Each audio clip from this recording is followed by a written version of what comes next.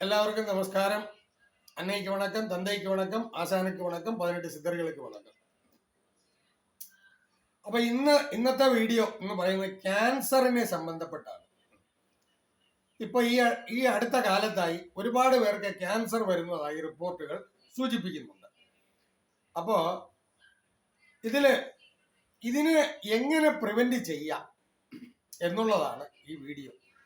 അതായത് ഇതിന്റെ തുടക്ക സമയത്ത് നമുക്ക് ഞാൻ ഈ പറയാൻ പോകുന്ന ഈ ജ്യൂസ് കണ്ടിന്യൂസ് ആയിട്ട് നമ്മൾ കഴിച്ചു വരികയാണെങ്കിൽ ക്യാൻസർ സംബന്ധപ്പെട്ട വിഷയം മാത്രമല്ല, ശാരീരികമായ എല്ലാ വേദനകളിൽ നിന്നും, കാൽസ്യം കുറയുന്ന അസുഖത്തിൽ നിന്നും, അതായത് ജോയിന്റ് പെയിൻ സംബന്ധപ്പെട്ട് പ്രായം കൂടി വരുമ്പോഴത്തേക്കും നമുക്ക് കാൽസ്യത്തിന്റെ കുറവ്, അതുപോലെ തന്നെ ഇരുമ്പ് സത്തിന്റെ കുറവ്, അതോടൊപ്പം തന്നെ നമ്മളുടെ ഇമ്മ്യൂണിറ്റി പവർ കുറയുന്നതായിട്ട് കാണുന്നുണ്ട്. അപ്പൊ അതുകൊണ്ടിട്ട് തന്നെയാണ് നമുക്ക് മെയിൻ ആയിട്ട് ഇങ്ങനെയുള്ള അസുഖങ്ങൾ വരുന്നത്. അപ്പൊ അതുകൊണ്ട് അതിൽ നിന്നെല്ലാം രക്ഷ നേടാനായിട്ട് നമുക്ക് നല്ല ഒരു അടിപൊളി ജ്യൂസാണ് ഞാൻ പറയുന്നത്.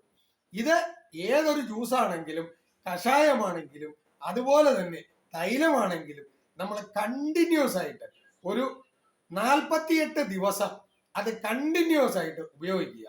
എന്നാൽ മാത്രമേ നമുക്ക് അതിന്റെ ഒരു ഫലം കിട്ടുന്നോ ഇല്ലയോ എന്നുള്ളത് ഒന്ന് വിലയിരുത്തുവാൻ സാധിക്കത്തുള്ളൂ.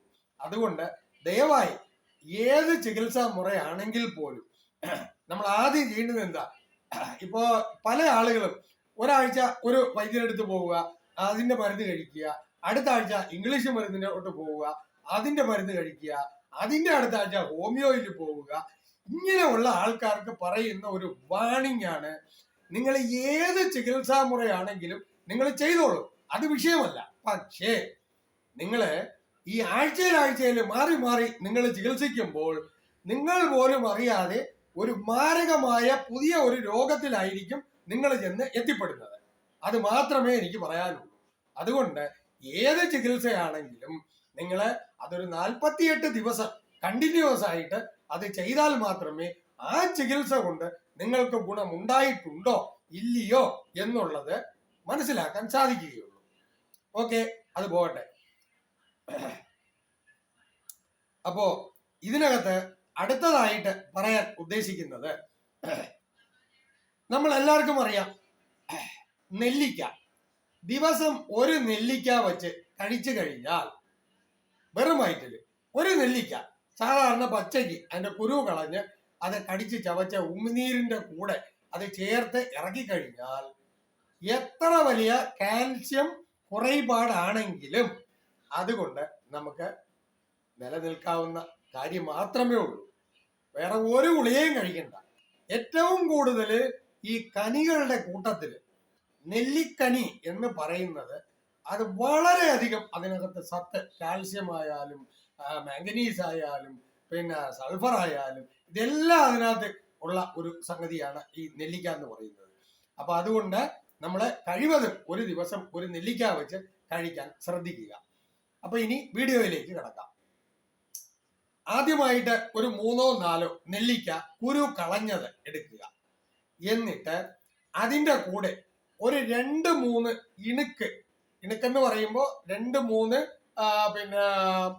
വേപ്പിലല്ല കറിയപ്പില ഒരു 2-3 അതിന്റെ ഒരു ശാഖ അതെടുക്കുക. എടുത്തിട്ട് ആ ഇല പറിച്ച് ഇതിന്റെ കൂടെ ഇടുക. അതോടൊപ്പം തന്നെ അതിന്റെ തണ്ടും ഇടുക. അത് ചെറിയ പീസുകളാക്കി അങ്ങ് കട്ട് ചെയ്തിട്ടാൽ മതി. എന്നിട്ട് ഒരു ചെറിയ തുണ്ടി ഇഞ്ചി ഇതും അതിന്റെ കൂടെ ചെറിയ പീസുകളാക്കി ഇടുക. ഇട്ട് ഇത് ഒരു 2 ഗ്ലാസ് വെള്ളം ഒഴിച്ച് നന്നായിട്ട് അടിച്ചെടുക്കുകയോ അരച്ചെടുക്കുകയോ എങ്ങനെ വേണമെങ്കിലും ചെയ്യാം. പക്ഷെ നമുക്ക് ജ്യൂസായിട്ട് വേണം കിട്ടാൻ. എന്നിട്ട് ഇതിനെ അരിച്ചെടുക്കുക. അരിച്ചെടുത്തിട്ട് നമ്മള് വെറും വയറ്റില്, അത് എത്ര കിട്ടുന്നോ അത്രയും വെറും വയറ്റില് കുടിക്കുക. ഇതും ഒരു 48 ദിവസം നമ്മൾ ചെയ്തു വരികയാണെങ്കിൽ ഈ പറഞ്ഞതുപോലെ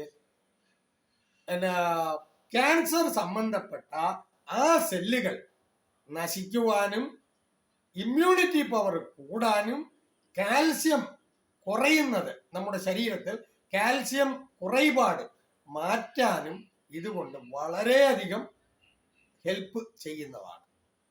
ഓക്കെ, അപ്പോ കാര്യങ്ങൾ മനസ്സിലായല്ലോ. അപ്പോ ഇതുപോലുള്ള വീഡിയോസ് വളരെയധികം പ്രാധാന്യത്തോടു കൂടി തന്നെയാണ് കാണേണ്ടതും അതേപോലെ ചെയ്യേണ്ടുന്നത്.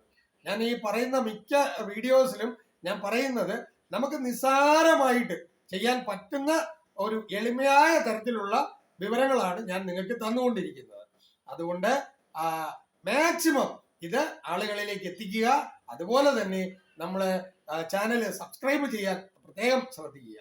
ഓക്കെ, ഇനി അടുത്ത ഒരു വീഡിയോയുമായിട്ട് ഉടനെ ഞാൻ വരുന്നതാണ്. Thank you.